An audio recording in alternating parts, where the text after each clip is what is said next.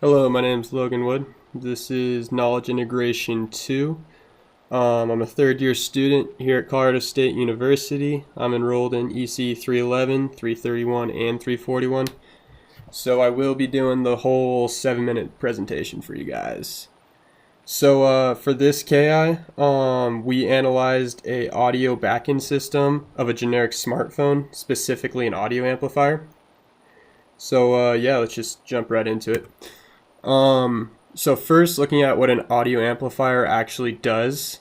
An audio amplifier is used to strengthen low power signals. This is useful because most electronics require low power inputs and most speakers require high power outputs. So using a circuit such as this, we can take a input of say 10 millivolt amplitude and give an output of 45 millivolt amplitude per se. You can kind of see this in the figure I have here to the right. You can see VN being the red guy and Vout the green guy. These circuits are used in car radios, headphones, and cell phones. And cell phones is obviously what we're looking at for this KI. So let's just get right into it. So first, we look at a linear and time invariant system where our input Vn of t goes through the audio amplifier and gives us our output V of t, which then goes to our speaker, which is going to produce a sound that we can actually hear. Because it's a linear and time invariant system, our input Vn of t is going to be phase shifted and scaled to give us V out of t. Which is very important, and we'll be using this general logic throughout this entire KI. So let's look at our actual circuit schematic of our audio amplifier. So in this circuit, as you can see, there's two DC sources, a resistor, and two transistors of various widths with the same length. It's also worth noting that these transistors are NMOS transistors. In the specific setup we have here in this circuit, we have a source follower, which is going to buffer our voltage and go ahead and give us that amplified output V out of t that we're looking for. So for all the analysis in this KI, what we're doing is giving Vn of t a sinusoidal input of various different amplitudes and frequencies and observing V out of t, and then observing what happens to our speaker.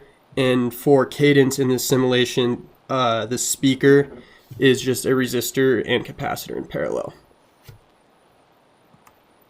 So first, looking at frequency response, we gave our circuits various different frequencies from 1 kilohertz to 5 megahertz, and observed this data through cadence, recorded these peak-to-peak values of our output, implemented this into MATLAB, and used a curve fitting tool to display the curve that's presented for you now. The x-axis being frequency and y being the magnitude of the voltage.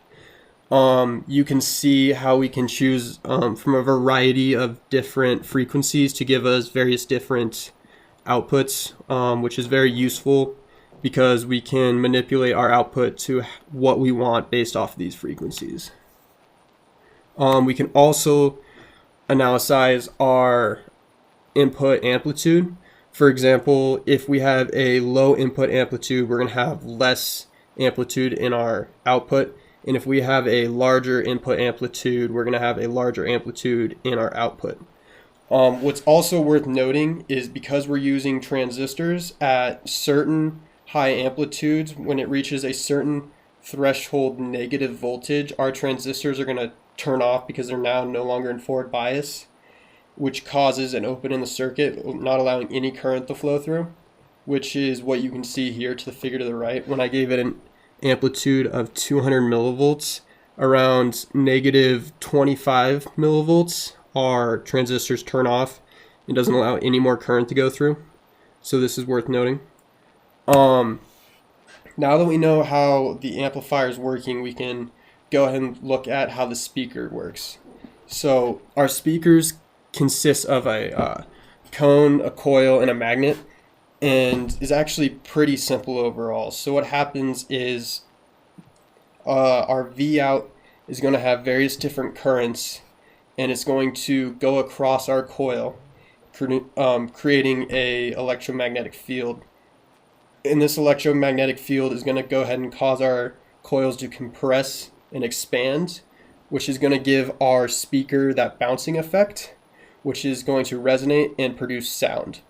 Two important parts of this circuit in front of you is our coils are made of a softer material, which allows them to expand and compress, where our magnet is a harder, more compact material, which is going to cause a higher electromagnetic field and more response out of our coil, which is going to give us our ideal output from our cone.